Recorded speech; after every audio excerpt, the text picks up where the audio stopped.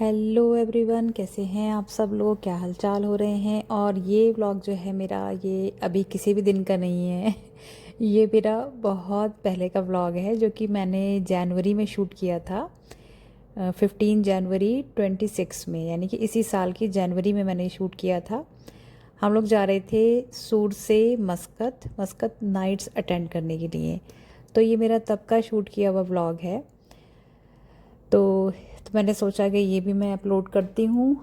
और क्योंकि मैंने इधर कोई व्लॉग भी शूट नहीं किया, थोड़ा सा तबीयत ख़राब होने की वजह से डिस्टर्बेंस है घर में। मेरे हस्बैंड की तबीयत ठीक नहीं है, जो आँख में प्रॉब्लम है, तो मैं कुछ खास ऐसा शूट भी नहीं कर पाई। तो क्योंकि मेरा ये व्लॉग ऑलरेडी शूट किया हुआ था और मैंने इस चैनल पे शेयर नहीं किया था, तो मैंने सोचा कि मैं इसी को शेयर करती हूँ। तो ये जनवरी का व्लॉग है। जनवरी में जो लोग ओमान को जानते हैं, ओमान में रहते हैं, वो लोग देख रहे हैं, उनको मालूम है यहाँ पे मस्कत नाइट्स होती हैं, फेस्टिवल होता है। जो पहले मस्कत फेस्टिवल्स के नाम से होता था, अब उसको मस्कत नाइट्स बोलते हैं, जो कि 3-4 जगह पर ऑर्गेनाइज होता है मस्कत के ही अंदर। तो बस उसी को अटेंड करने के लिए हम लोग गए थे। और 15 जनवरी को हम लोग निकल गए थे नाश्ता वगैरह करके, और हमने रास्ते में लंच किया था, जहाँ हम हमेशा करते हैं, अल अमीरात के लुलु हाइपर मार्केट से हमने लंच पिक किया था। लंच में लिए थी बिरयानी थी और एग्स, ये जो मैं खा रही हूँ ये एग्स लिए थे, और कबाब लिए था। इस तरीके से बस ये लंच लिया था। लंच करके हम लोग निकल गए थे, क्योंकि मौसम तो बहुत ही अच्छा था। अभी देखने में जिसे स्क्रीन पे दिख रहा है तो कितना अच्छा सा फ्रेश सा लग रहा है बिल्कुल। तो मौसम तो जनवरी में यहाँ बहुत ही ज़बरदस्त, बहुत अच्छा मौसम होता है, बहुत सुकून का मौसम होता है। और अमीरात से बस ये निकल गए थे हम लोग मस्कत के लिए। और जो लोग ओमान में रहते हैं, जिन्होंने फेस्टिवल अटेंड किया होगा, वो तो जानते ही होंगे, लेकिन जिन्होंने अटेंड नहीं किया है तो वो ये व्लॉग ज़रूर देखें आगे, क्योंकि उनको बहुत अच्छा लगेगा यहाँ का फेस्टिवल देखना। और ये हम लोग पहुँच गए हैं मस्कत, और हमने होटल बुक किया हुआ था, रूम बुक किया हुआ था अपना। ऑनलाइन बुक कर दिया था हमने, सूरत से ही चलने से पहले ही एक दिन पहले बुकिंग कर दी थी। तो बस ये होटल हम रूम में पहुँचे हैं, और करीब 3-4 के करीब हमें बज गया था, और फेस्टिवल भी स्टार्ट हो चुका होता है, मस्कत नाइट्स जो होता है। तो बस हम रूम पे पहुँचेंगे, सामान वगैरह रख करके, और थोड़ा सा फ्रेश हो जाएंगे। चेंज वेंज कुछ भी नहीं करना था, बस फ्रेश होकर के थोड़ा सा और फ़ौरन निकल जाएंगे, क्योंकि इतना टाइम नहीं था कि हम लेटते बैठते। और ऐसा भी बहुत ज़्यादा थक भी नहीं जाते हैं, सूरत से मस्कत आने में कोई ऐसी थकन नहीं हो जाती है। तो बस रूम वगैरह मैं देख रही थी।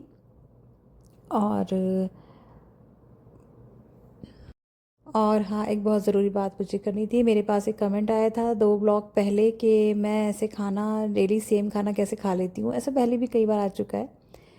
तो मुझे लगा कि वो उन्होंने वैसे ही मतलब कहा है कि मैं कैसे खा पाती हूँ ऐसा सेम खाना, लेकिन जो बाद में उन्होंने मुझे बताया कि उन्होंने मुझसे, उस टाइम मैं कितनी पतली थी, 6-7 महीने पहले, और मेरे मेरे मैंने इतना मसल भी पुट ऑन नहीं किया था, लेकिन अब मेरे मेरे बॉडी पे मसल की थोड़ी थिकनेस है और थोड़ा फैट भी है। इस टाइम में मैं पतली थी, इस टाइम में और अब में मेरे वेट में करीब 5 kgs का डिफरेंस है। मैं 5 kg मेरा वेट इस टाइम इंक्रीज़ हुआ हुआ है। और ये बस थोड़ा सा फ्रेश हो रही थी मैं जाने के लिए।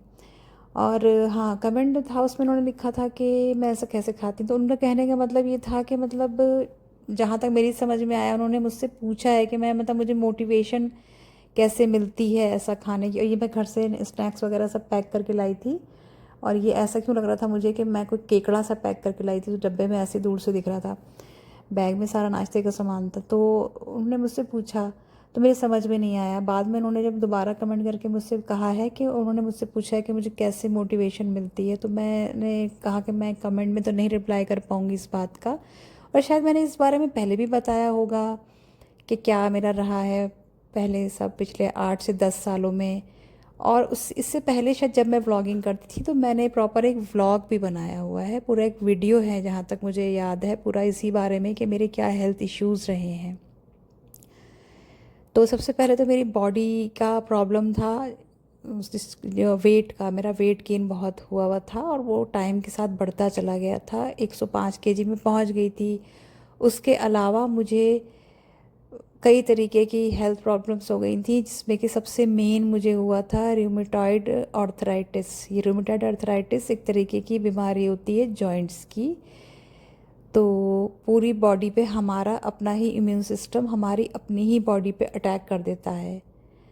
और ये रूमेटाइड जो होता है ये हमारे जॉइंट्स पे अटैक करता है, उन जॉइंट्स को ख़राब करता है। तो मुझे वो डायग्नोस हो गया था करीब आज से 8-10 साल पहले। तो उस टाइम जब मुझे डायग्नोस हुआ था तो ऑलरेडी मेरे जॉइंट्स काफ़ी ख़राब चल रहे थे। मुझे किसी दवा का साइड इफ़ेक्ट हो गया था, किसी दवा की वजह से मेरे जॉइंट्स ख़राब होने लग गए थे, ड्राई होने लगे थे वो, जो कि प्रॉपर वे में काम नहीं कर पा रहे थे। मेरी मसल्स ख़राब हो रही थी बहुत बुरी तरीके से, जो मेरे जॉइंट को सपोर्ट नहीं कर रही थी। मैं स्क्वाट करके जो बैठते हैं नीचे उखड़ू करके वैसे नहीं बैठ सकती थी। मैं 1 से 2 स्टेयर नहीं चढ़ सकती थी। बिल्कुल मेरी बॉडी बेकार हो चुकी थी। और यही सब धीरे धीरे होते हुए मुझे रूमेटाइड डायग्नोस हो गया इन सब चीज़ों के साथ। यानी कि जैसे कह सकते हैं फाइब्रोमाइल्जिया, जो कि मसल की बीमारी होती है, जिसमें सारी मसल्स एक तरीके से डीएक्टिवेट हो जाती हैं, वो अपना काम करना छोड़ देती हैं। और जॉइंट जिस पे मेरे अपने ही बॉडी के एक सिस्टम ने रूमेटाइड अर्थराइटिस हो गया था, उसने अटैक कर दिया था, जो जॉइंट्स को ख़राब कर रहा था। तो ये सारी चीज़ें मेरे साथ हो गई थी। और मैंने बहुत कुछ इंटरनेट पे इसका जब सर्च किया तो मुझे इस बीमारी के बारे में मालूम चला कि ये कैसी है और क्या है। तो उस टाइम मैं बहुत ज़्यादा परेशान हुई और सबसे पहला मेरा फोकस यही आया मेरे ऊपर कि मैं इस बॉडी के साथ, उस टाइम पे मैं कम से कम नहीं थी तो 90 केजी की तो मैं थी, तो मैं ये 90 केजी को कैसे संभाल पाऊँगी। तो और डॉक्टर के पास भी आप जाते हैं नॉर्मली भी, और उसमें मुझे फिर इंजरी भी हो गई थी, मेरी चोट भी लग गई थी। मेरा घुटना बहुत बुरी तरीके से ग्रेड 1 टेयर के साथ, लिगामेंट टेयर के साथ मेरा घुटना भी था, जो कि लेफ़्ट वाला था। मैं घर के अंदर ही गिर गई थी, तो मेरे लेफ़्ट घुटने में ग्रेड 1 टेयर हुआ था। मेरी नी की बॉल में फ्रैक्चर हुआ था, जो कि अंदर से फ्रैक्चर हड्डी के अंदर से जो होकर आता है। और अगर वो थोड़ा और सीरियस होता, ग्रेड ज़्यादा होती उसकी, तो बोन मैरो मेरे बॉडी में लीक कर सकता था, जो कि बहुत ज़्यादा ख़तरनाक होता। तो ये सब चीज़ें मेरे साथ हुई। उसमें मुझे रूमेटाइड डायग्नोस हुआ, उसमें फाइब्रोमाइल्जिया मुझे ऑलरेडी था, मेरी मसल्स काम नहीं कर रही थी, और मैं 90 की प्लस केजी की थी। तो ये सब मेरे साथ उस वक्त हो रहा था। आज से करीब 10 साल पहले की बात है, 2014 के करीब की बात है ये। तो इतना सब कुछ हुआ। तो जब भी डॉक्टर के पास गई तो डॉक्टर इतना डीपली तो नहीं समझ पाते थे। और ये बात बीमारी कुछ एक तो मुझे भी बाद में ही समझ में आई कि मुझे ये प्रॉब्लम्स हैं। रूमेटाइड तो डायग्नोज हो गया था, हाथ में रिपोर्ट आ गई थी, लेकिन मेरी मसल्स जो काम नहीं कर रही थी वो मैं किसी को इतना नहीं समझा पा रही थी, ना ही वो डॉक्टर समझ पा रहे थे। डॉक्टर के पास जाती भी थी तो वो यही कहते थे वॉक करो, वेट कम करो, वेट ज़्यादा है, मेन बात डॉक्टर यही कहते थे। लेकिन मैंने होम्योपैथिक जो ट्रीटमेंट लिया, उन्होंने, हाँ, उनके पास गई जब रूमेटाइड की रिपोर्ट लेके, तो उन्होंने उसका ट्रीटमेंट किया मेरा, और मेरा उससे रूमेटाइड जो था वो रिपोर्ट नेगेटिव आई। तो ये सारे हेल्थ इश्यूज़ जो थे मेरे साथ उस वक्त पे बहुत ज़्यादा थे। तो मेरी समझ में यही आया कि मेन जो इसकी जो फसाद की जड़ है वो मेरा ये बॉडी का जो वेट है एक्सेस मेरे चढ़ा हुआ है मेरे ऊपर, यही है मेन रीज़न।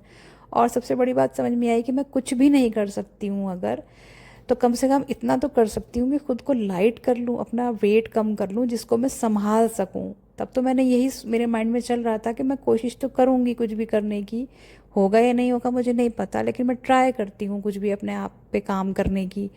तो मेरे पास उस टाइम इंटरनेट का पैक होता था, 1 GB का उस टाइम पैक लगते थे।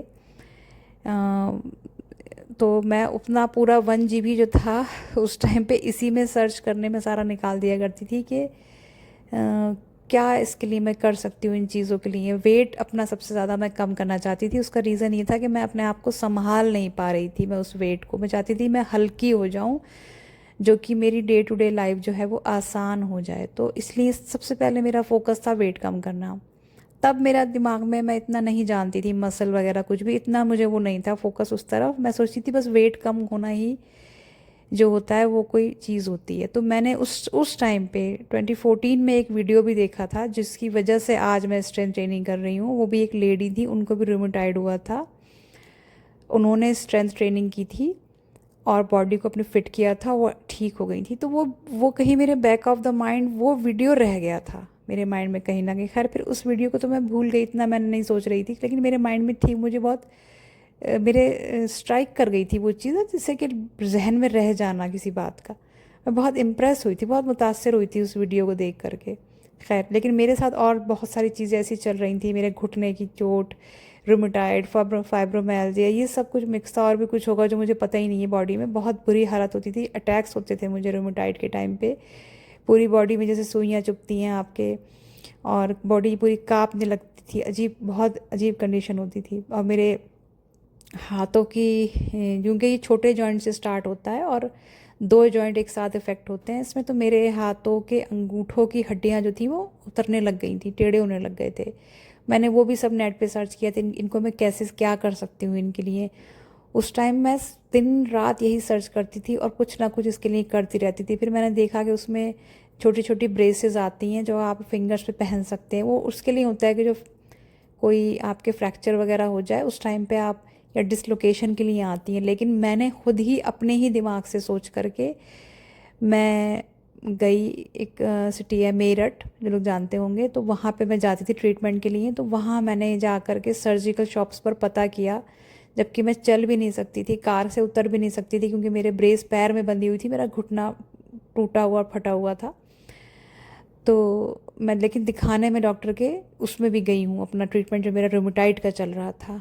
तो मैंने वो छोटी छोटी जो ब्रेसेस थी वो वहाँ से ख़रीदी, कार में बैठे बैठे वहाँ से मैंने ब्रेसेस ख़रीद कर अपने अंगूठों पर, रात को मेरे लेफ़्ट पैर पे ब्रेस होती थी जो कि थाई से लेके नीचे तक होती थी, बहुत हैवी ब्रेस होती थी वो। और उसमें मैं करवट भी नहीं ले सकती थी, करवट लेने के लिए भी मुझे पैर को उठाना पड़ता था, इसलिए मैं करवट लेती नहीं थी, सीधी ही सोती थी, चाहे कुछ भी हो जाए, कितनी भी मैं तकलीफ़ में आ जाऊँ।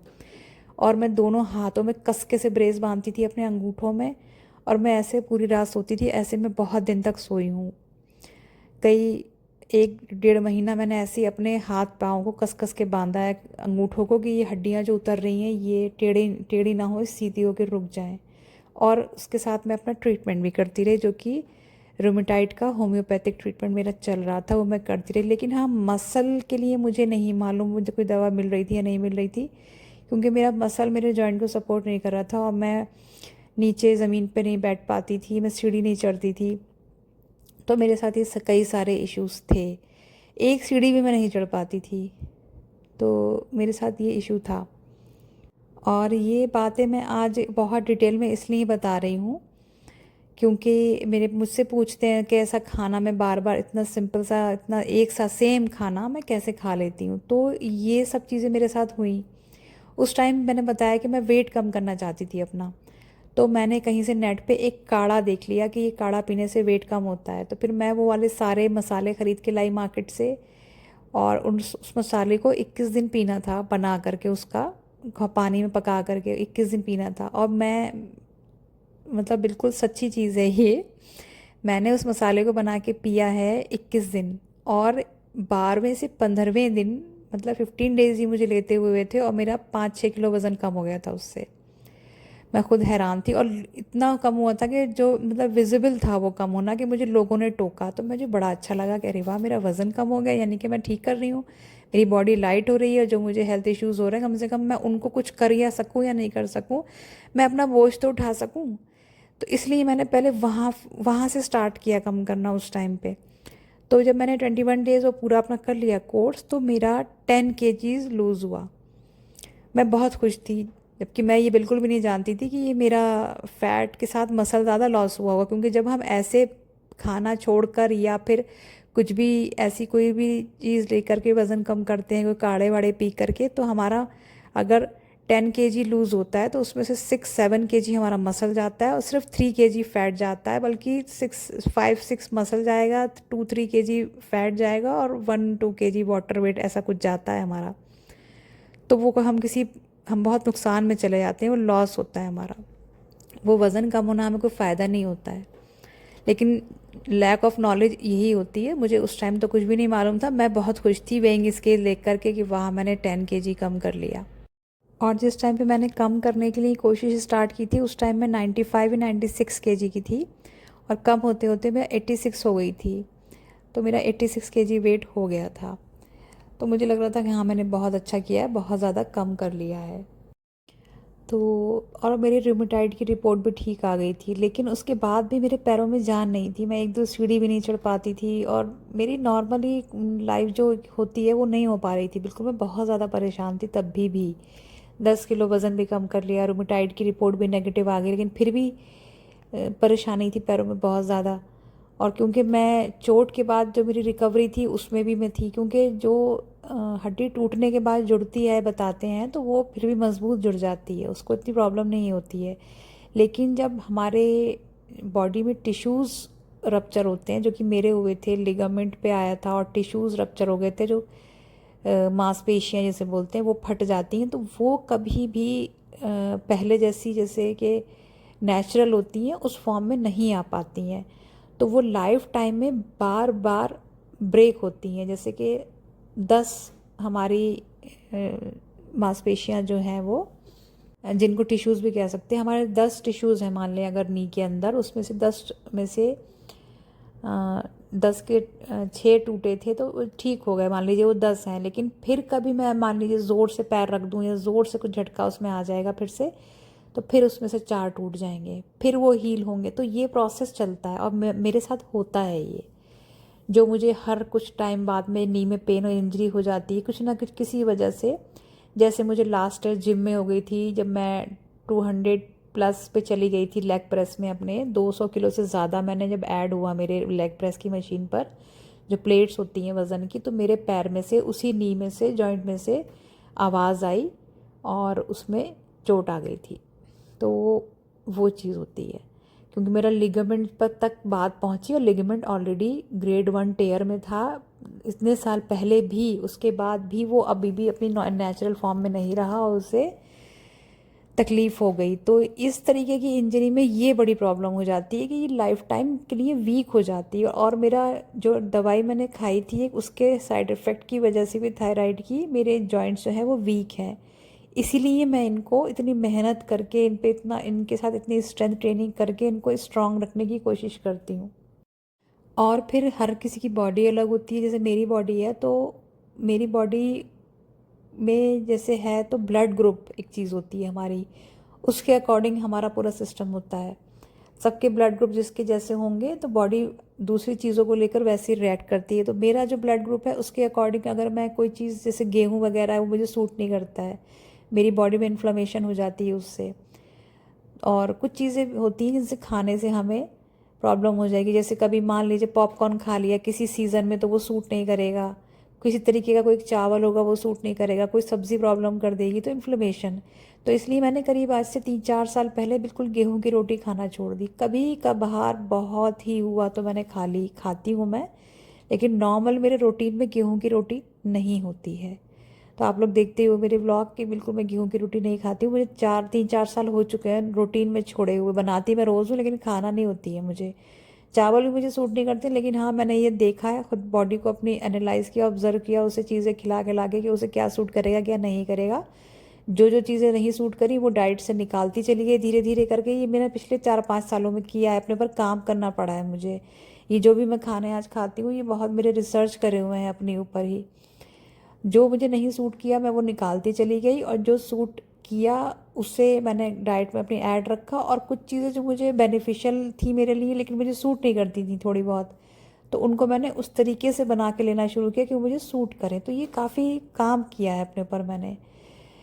और वेट बढ़ने की प्रॉब्लम तो हर किसी के साथ होती है कि वेट आपका कम नहीं रहेगा, बढ़ जाएगा बार बार, वो मेरे साथ भी होता है। इससे भी मैं बहुत परेशान रहती थी। फिर फाइनली मेरी समझ में आया कि जब बॉडी इतनी वीक है, जॉइंट्स वीक हैं, तो इसके लिए क्या करना होगा। तो इंटरनेट तो हमारा है ही बहुत अच्छा, और ये हमारे सामने चीज़ें लेकर आता है, हमें देखना होता है कि हमारे पे क्या सूट करेगा। तो मैंने इसमें से जब देखा तो मैंने स्ट्रेंथ ट्रेनिंग को निकाल लिया इंटरनेट में से, वेट ट्रेनिंग को निकाल लिया। मैंने कहा ये करूँगी अब मैं। कुछ चैलेंजिंग चीज़ें करना भी मुझे पसंद है, मुझे ऐसे मतलब हल्की फुल्की चीज़ें अच्छी नहीं लगती हैं, और बेनिफिशियल भी हों वो चीज़ें करना मुझे पसंद है। फिज़िकल मेहनत, इस टाइप की चीज़ें करना मुझे हमेशा से बहुत पसंद रहा है। तो फिर मैंने ये सोचा कि मुझे ये करना चाहिए। फिर उसके साथ डाइट भी मैंने ठीक रखने की कोशिश की। पहले तो मैंने डाइट ही कंट्रोल की अपनी, सबसे पहले खाना कम किया। फिर समझ में आया मैं गलत कर रही हूँ, क्योंकि मैंने सारी चीज़ें खाना छोड़ दी, बहुत कम खाना खाने लग गई। फिर मुझे मालूम हुआ वो नहीं करना था, वो गलत था, वो मैंने छोड़ा। फिर कि खाना कम खाने से आपका वेट कम तो हो रहा है, आपका मसल लॉस ज़्यादा हो रहा है आपका। तो फिर उसके बाद मैंने स्ट्रेंथ ट्रेनिंग ज्वाइन करी। जब स्ट्रेंथ ट्रेनिंग करी तो फिर मैं उसमें, मुझे बहुत अच्छा लगा, बहुत अच्छा फील होता है। जितनी हम जब हम ट्रेनिंग करते हैं तो वो फीलिंग ही अलग होती है, जो हम महसूस करते हैं वो हम बता नहीं सकते किसी को, जो बॉडी हमारी फील करती है। लेकिन उसके साथ जब तक डाइट ठीक नहीं होगी तो दुनिया का कोई जिम हो, कुछ भी हो, आप फिट नहीं रह सकते। जब आप, अगर आपको हेल्दी फिट अच्छा रहना है, दिखना है, महसूस करना है, हेल्थ ठीक रखनी है, तो हमें सब चीज़ों पे ध्यान देना पड़ेगा। माइक्रोज़ पे, मैक्रोज़ पे जो खाने के होते हैं, कि हमारा न्यूट्रिशन क्या है और हमारा प्रोटीन, कार्ब्स और फैट्स क्या है। ये माइक्रोज़ और मैक्रोज़ होते हैं, तो ये बहुत ज़रूरी होते हैं, इनको देखना हमारा। हम सिर्फ कार्ब नहीं खा सकते, हम सिर्फ प्रोटीन नहीं ले सकते, सब कुछ हमारा मिक्स होना चाहिए हमारे खाने में, और इक्वली डिवाइडेड होना चाहिए 2-3 पार्ट्स में पूरे दिन में। मुझे पता नहीं कि मेरा ये वीडियो आप लोग पूरा देख भी रहे होंगे या नहीं देख रहे होंगे, सुन भी रहे होंगे नहीं सुन रहे होंगे, लेकिन मैं इसलिए बता रही हूँ कि ये मेरे सामने ये सवाल बार बार आता है, जो कि सही लगता है, मुझे कोई हर्ज नहीं लगता है उस सवाल में। तो इसीलिए मैं पूरी बात आज क्लियर करके बता रही हूँ इतने इस वीडियो में। ये जो पूरा फेस्टिवल का चल रहा है, ये फेस्टिवल में हम लोग पहुँच गए थे, ये पूरा लेज़र शो वगैरह सब चल रहा है, और बीच में चाय वगैरह भी ढूंढी है हमने, या पता नहीं बाद में आएगा, वो चाय ढूंढ कर पी है। डिपार्टमेंट था पूरा चाय का वहाँ पे चाय नहीं मिल रही थी हमें, कॉफ़ी का डिपार्टमेंट था, तो खैर वो सब था। लेकिन मैं इसलिए पूरी बात ये बोल रही हूँ कि मैं समझा सकूँ कि मैं मोटिवेशन, जो मेरे मुझसे पूछा गया था कि मोटिवेशन कहाँ से मिलती है, तो ये सारे रीज़न हैं मेरे ये सब कुछ करने के। तो फिर जब मेरी समझ में ये आया कि डाइट डेली मुझे कायदे से एक सी खानी पड़ेगी, मैं बदल नहीं सकती रोज़ सुबह शाम मैं इसी में सोचती रहूँगी मैं सुबह क्या खाऊंगी, अब मैं शाम को सोचूं कि अब मुझे क्या टेस्ट खाना है। मुझे इससे बाहर निकलना पड़ेगा।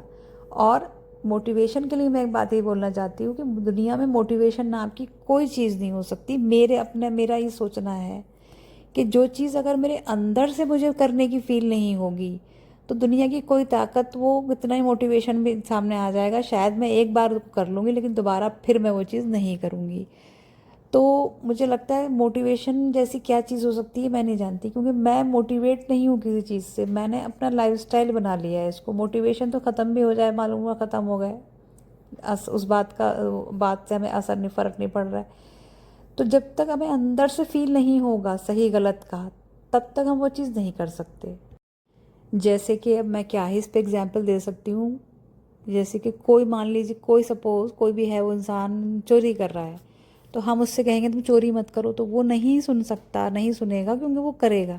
लेकिन जब उसको खुद से अंदर से, अपने अंदर से उसकी ये आवाज़ आएगी, उसको खुद को रियलाइज़ होगा कि मुझे नहीं करना चाहिए, ये गलत है, तो वो नहीं करेगा। बस वो चीज़ होती है मोटिवेशन। मुझे नहीं पता कैसे हो सकता है, मुझे कोई भी चीज़ दुनिया की मोटिवेट नहीं करती है। मैं खुद को ही बस कर सकती हूँ। मुझे अपने आप से मैंने कह दिया कि तुम्हें ये करना है तो मुझे ये करना है, मुझे कोई दूसरा नहीं कह सकता, मुझे कोई दूसरा मोटिवेट भी नहीं कर सकता। तो इसलिए वो मुझसे जो पूछा था मैं मोटिवेट कैसे होती हूँ, तो इसलिए मैंने कहा था कि मैं यहाँ बोलकर नहीं बता सकती, क्योंकि मैं होती नहीं हूँ मोटिवेट किसी भी चीज़ से, किसी की भी चीज़ से। तो यही इस चीज़ की बात है। हाँ, मैं देख सकती हूँ कि किसी ने कुछ किया है, तो ये इसने किया है तो उसको इससे ये बेनिफिट हुआ है, तो ये चीज़ अच्छी है, मुझे भी देखना चाहिए कि मेरे लिए क्या बेनिफिशियल है। वो मैं किसी से इम्प्रेस तो हो सकती हूँ, लेकिन मोटिवेशन नहीं आ सकता कहीं से भी। जब मैंने ऑलरेडी ही अपने आप में ये मान लूँ कि भाई मुझे तो दिल चाहेगा ये खाने को, कि मुझे रसगुल्ले खाने हैं, मुझे ऐसा चटपटा कुछ तला हुआ पकौड़े खाने हैं, मुझे आज सुबह ये खाना है, दोपहर में ये चटपटा चाहिए, शाम को ये तला हुआ चाहिए, कल मैं वो मीठा खाऊंगी। तो वो तो मैं कंटिन्यूस, मैं उसमें सोचे जा रही हूँ, उस लूप में चल रही हूँ कि मैं वो चीज़ें, तो मुझे सोचना ही नहीं है उस चीज़ के बारे में। मुझे पता है मुझे खाना ही नहीं है, वो खाऊंगी तो मेरी बॉडी में इन्फ्लेमेशन हो जाएगी, मुझे प्रॉब्लम होगी, होगी भी या नहीं होगी मुझे नहीं पता, लेकिन मुझे नहीं करना है। वो जो होगा नहीं होगा वो भी तो उस पर भी हम नहीं जा सकते, वो भी हमारे बस की बात किसी के है नहीं। हम अपनी तरफ से बस कोशिश कर सकते हैं और वो मुझे करना होती है, वही मैं कर रही हूँ बस। और पता नहीं क्या चीज़ होती होगी, नेचर होता है क्या होता है, जैसे मेरे साथ है कि मुझे ये चीज़ करना है तो करना है, नहीं करना है तो नहीं करना है। मैंने खुद से बोल दिया है, मैं जैसे मार्केट जाती हूँ तो हम लोग जाते हैं यहाँ पे, जो लोग यहाँ पे जैसे रहते हैं हाइपर मार्केट लुलु वगैरह जहाँ भी जाते हैं, तो क्या नहीं रखा होता है वहाँ पे और हम क्या नहीं ले सकते हैं। सब कुछ ले सकते हैं लेकिन कुछ नहीं लेती हूँ क्योंकि दिल ही नहीं करता है। पहले मैं लिया करती थी, केक खा लिए, पेस्ट्रीज़ ले ली, लेती अभी भी हूँ, ऐसा नहीं है बिल्कुल नहीं लेती हूँ, लेकिन अकेजनली कभी कभी, वंस इन अ वाइल, 15 दिन में एक बार, महीने में एक बार, 2 बार, कभी कभार। ये नहीं कि हाँ मुझे सुबह शाम दोपहर ये सोचना ही है कि अब मुझे क्या टेस्टी सा चाहिए, ऐसा कुछ भी नहीं है। और एक बात और भी है ये कि जैसे जब हम सिंपल सा खाना खाने लगते हैं ना, ये भी एक बड़ा अजीब सा सच है, कड़वा सच तो नहीं है कि मैंने ये देखा कि जब मैंने ऐसा सिंपल सा खाना खाना शुरू किया जिसको मैंने बहुत टेस्टी बनाने की कोशिश नहीं करी, सिंपल खाया, तो आपके टेस्ट बड्स उसके आदी हो जाते हैं, वो मर जाते हैं एक तरीके से, जो कि बहुत अच्छी बात होती है। जैसे ना इच्छाएं मर जाती हैं, ख्वाहिशें मर जाती हैं, तो इन ख्वाहिशों को मार देना अच्छा है क्योंकि इनको ज़िंदा रख के कोई फ़ायदा भी नहीं है। तो जब हम सिंपल खाना खाने लगते हैं तो हमारी ज़बान उसकी आदी बन जाती है, उसको फिर चाहिए नहीं होता है कुछ भी। जैसे मैं हूँ, मुझे कुछ भी नहीं चाहिए। और जब हम टेस्ट को अपने ऐसे करके लिमिट कर देते हैं तो हम फिर बहुत छोटी सी कोई चीज़ भी खाते हैं ना, बहुत मामूली टेस्ट की भी, तो हमें लगता है अरे हमने क्या ही खा लिया है। हमारी बॉडी बड़ा हैरान परेशान होकर खुश होती है हमारी ज़बान के क्या टेस्ट ज़बरदस्त दिया है। तो ये करना चाहिए। जब हम उसको इतना ओवर दिए जाएंगे दुनिया भरे के टेस्ट, तो उसको तो अहमियत ही नहीं रहेगी फिर किसी टेस्ट की, तो फिर सारे टेस्ट उसे कम लगने लगेंगे। तो ये पूरा एक माइंड गेम होता है जो कि अपने साथ ही खेलना पड़ता है, तब जाके चीज़ें होती हैं। वरना क्या क्या खाना है, खाने दुनिया में मिल रहा है, चीज़ें मिल रही हैं, उसका तो कोई एंड ही नहीं है। आप सुबह शाम सोचते रहो और खाते रहो। और मुझे अभी भी नहीं पता है कि मैंने इतना सब जो बोला है वो आप लोगों में से किसने सुना होगा, पूरा वीडियो देखा भी होगा या नहीं देखा होगा, सुना भी होगा या नहीं सुना होगा। लेकिन मुझे ये बोलना सब बहुत ज़रूरी था क्योंकि जो बार बार सवाल आता है, और मेरी समझ में इस बार जो सवाल था वो नहीं समझ में आया कि वो क्यों लिखा था। वो इसलिए लिखा था कि उन्होंने मुझसे कहा वो पूछ रही थी मुझसे, तो इसलिए मैंने ये पूरी बात बताई है। तो हेल्थ इश्यूज़ जो मैंने पूरा बताया उसका मतलब ये था कि इतने हेल्थ इश्यूज़ रहे, इतनी बीमारी मुझे रही, इतनी मैं परेशान रही, तो उसके बाद मेरे पास कोई चारा नहीं था इस तरीके से काम करने का, क्योंकि आप कब तक तो दवाई खा सकते हो, क्या ही कर सकते हो, तो क्यों ना अपने डाइट पे पैसा खर्च